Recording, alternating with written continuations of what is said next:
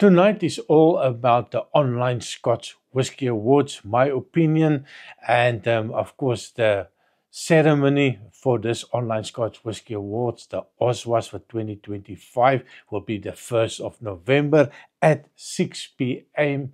UK time. I was not going to make this video.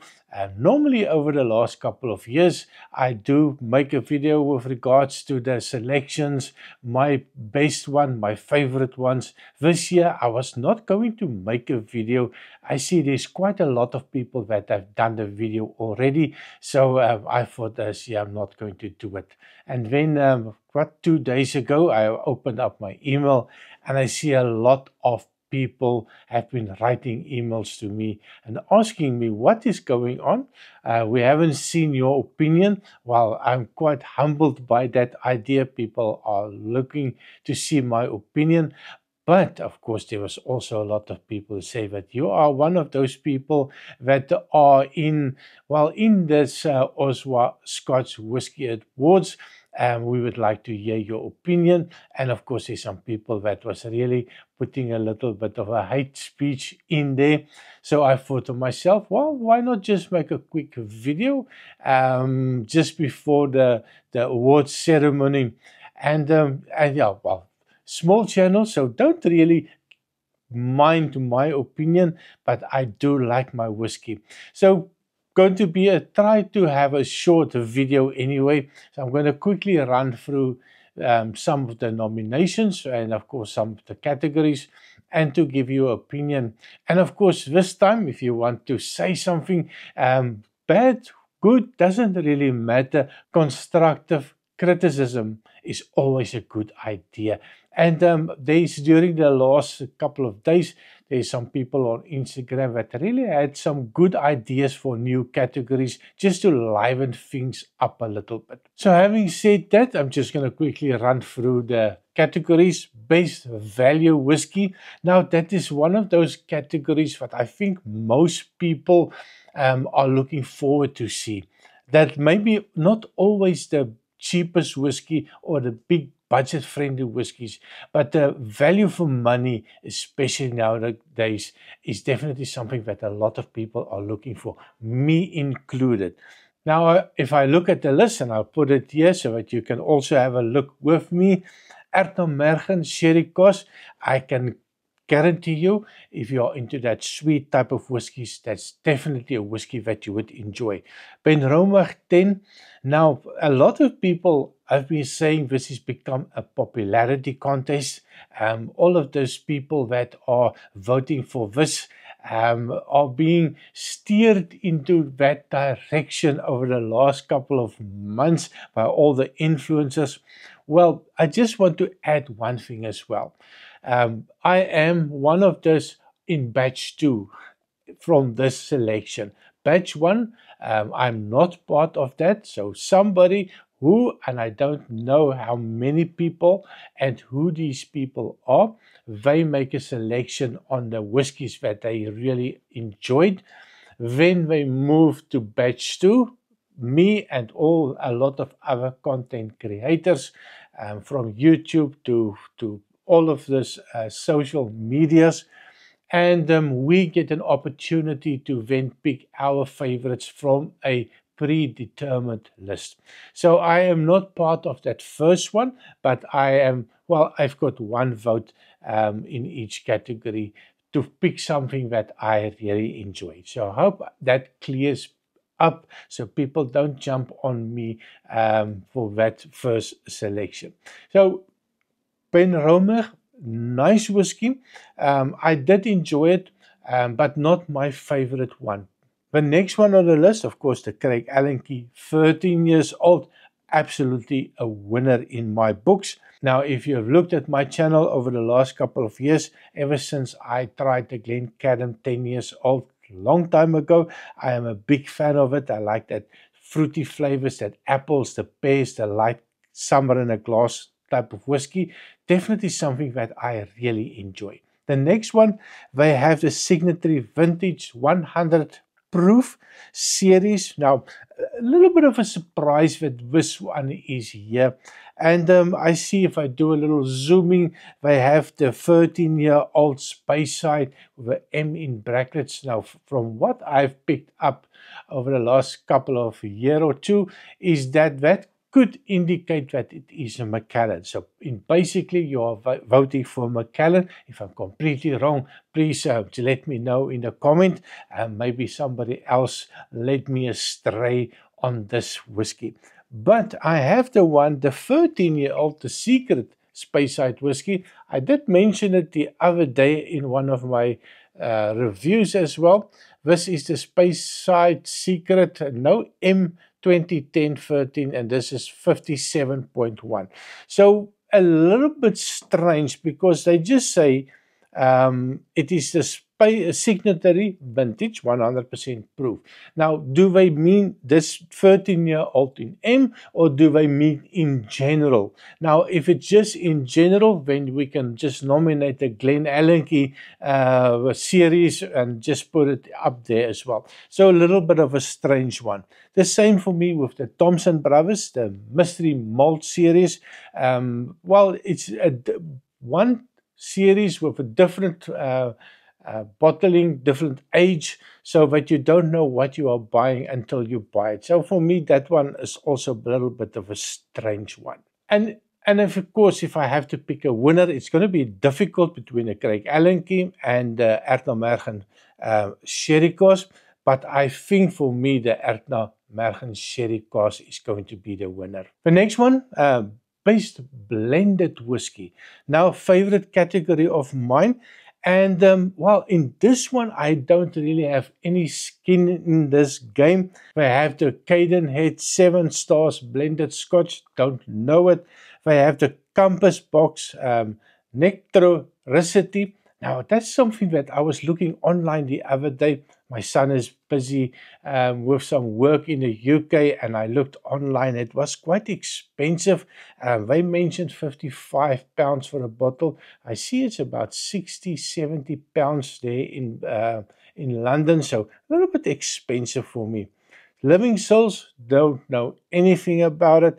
Now, they also have the Maclean's Nose. Now, Maclean's Nose is a whiskey that I've tried some time ago. I thought it was going to be a good purchase. Now, I was a little bit disappointed in that one. Good price, £32 for a bottle, but it's a little bit, well, I did not enjoy that. Nikka from the Barrel, that's something that I haven't tried in a very long time. But when it was still a big thing, and the fighting about is it real Japanese whiskey and blah, blah, blah, blah, blah. But I bought it. I did like that high ABV whiskey. So in the end, it's a whiskey that I like. Then, of course, the Thompson Brothers. Now, the Thompson Brothers, they have been making fantastic whiskey. They look like a fantastic bunch of guys. They are. I've seen them in numerous podcasts and YouTube reviews.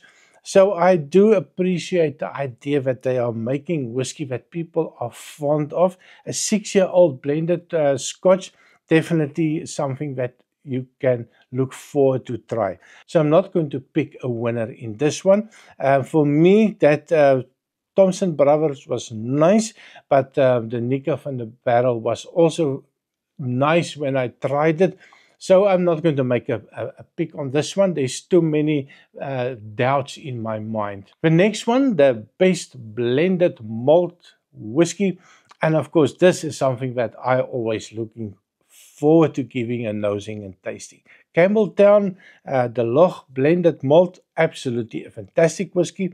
We had the Compass Box again, and 2 Compass Boxes. That was a little bit strange that there's surely so much whiskey out there that they could not find 2 different whiskies, so they picked up 2 Compass Boxes. Orchard House, of course, the Orchard House is one of my favorite whiskies, and I always gravitate towards that if I just want something that's simple, easy to drink. The Crimson Cask blended malt whiskey from Compass Box. I have not tried that one, so I'm not be able to give you an opinion on it.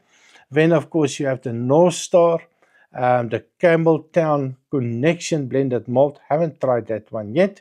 And the Old Perth Palo Cortado blended Scotch whiskey. I have not tried that one as well. Thompson Brothers, they have a Sutherland 5-year-old blended malt.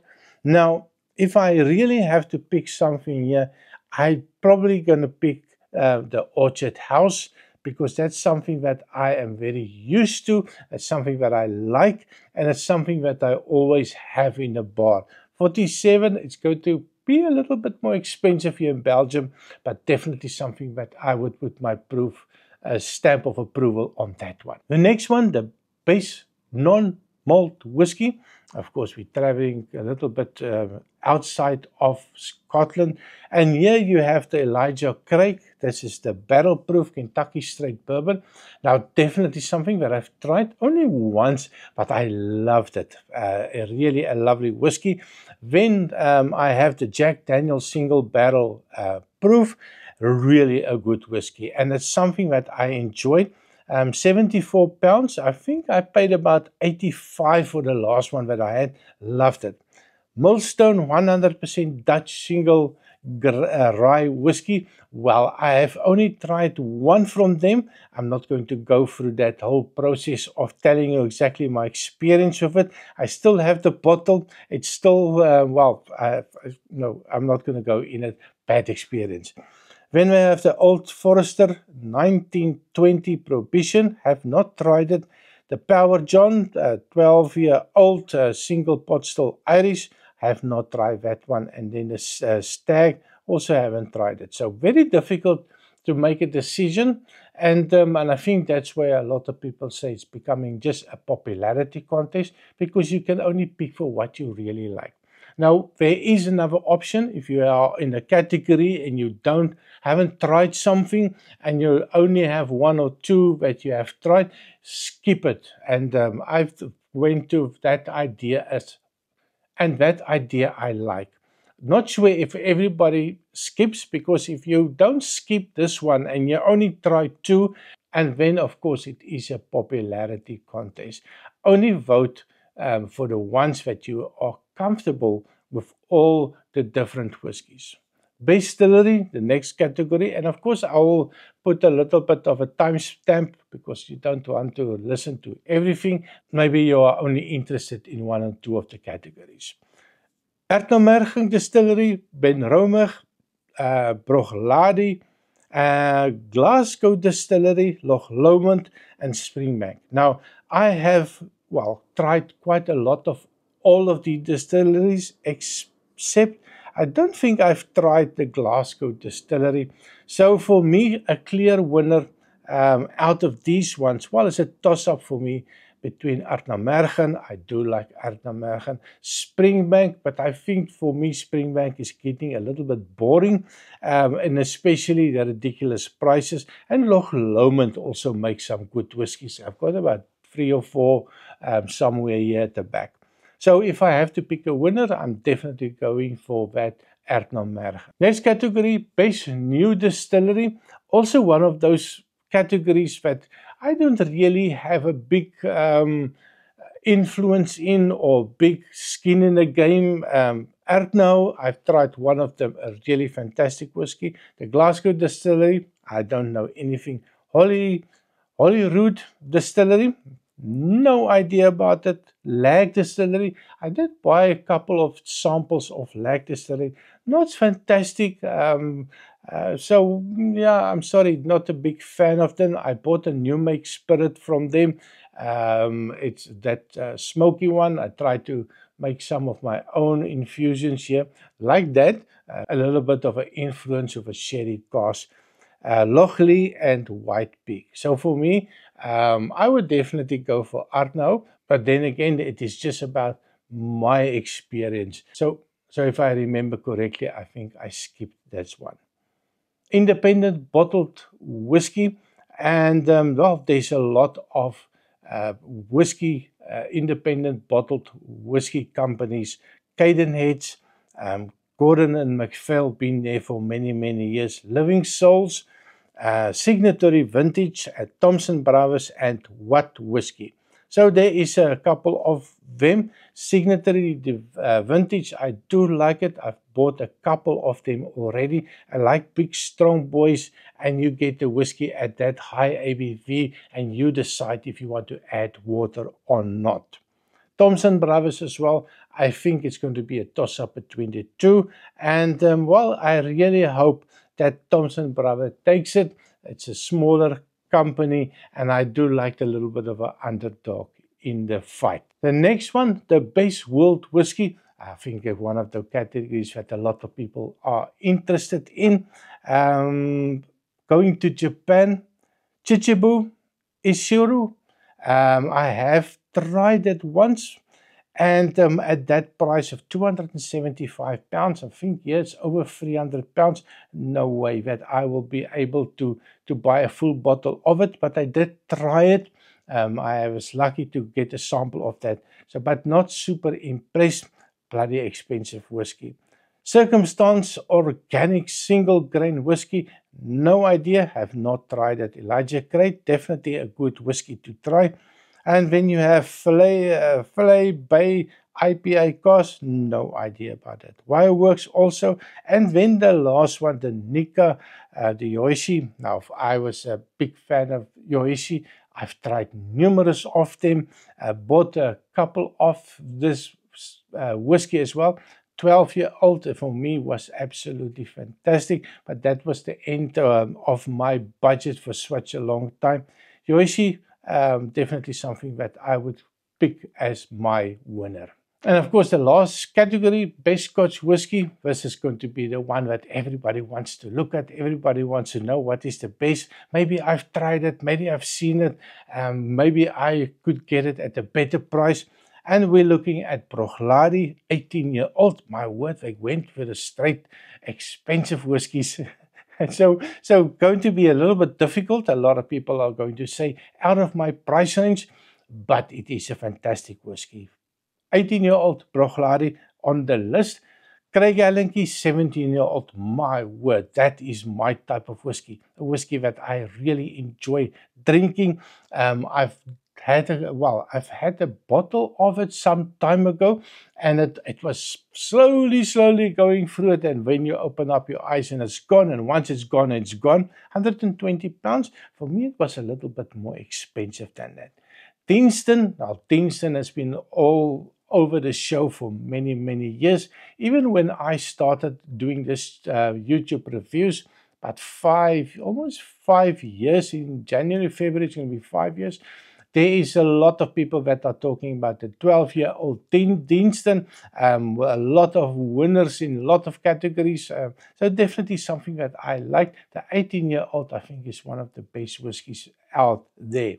Glen Scotia, 15-year-old. Now I haven't gone back to Glen Scotia for a long time. When I started this channel, that was one of the whiskies that I kept on buying. And I realized in the end, there's so much better whiskies out there. So it is a lovely whiskey, make no mistake. If I had the funds, and I am really desperate to buy something new, I would not mind buying one of these 15-year-olds. But if I compare that to the 17-year-old Craigellachie, then of course I'm definitely not going to buy a Glen Scotia. Sorry for that, Glen Scotia. 12-year-old Springbank, that is the cask strength. Now, I've only tried it once, and I see it becomes now a little bit more available here, even here in Belgium. If you reach out to the right places, you're still going to be able to buy one of these. Now, for me, it's probably going to be more than €100 here in Belgium. They are selling it for £80 in the UK. For me, I'm not so fond of this idea that I have to do so much effort to buy a bottle of whiskey. It should be available. And of course, again, the Springbank 18-year-old, one of those ones here in Belgium, it's getting ridiculously unaffordable. And of course, very difficult to get this bottle to actually buy one. So for me, if I have to pick one, I'm definitely going for that Craig Allenby 17-year-old, because I really thought this one is a fantastic whiskey. So that, my dear friends, is my take. Well, I might not have answered all the questions from the emails, but I encourage you to leave a comment, constructive criticism, well, maybe even on me. If you have something that I can do better, let me know. What is your favorite in each category? And of course, if you have your own favorite that you would like to mention, leave a comment. Let's discuss it and see what list we can come up, and maybe we can do a follow-up video and say, from my perspective and the perspective of all my subscribers, this is the list that should have won. So thank you very much for watching. Please remember to like, share and subscribe, and I see you next time. Cheers.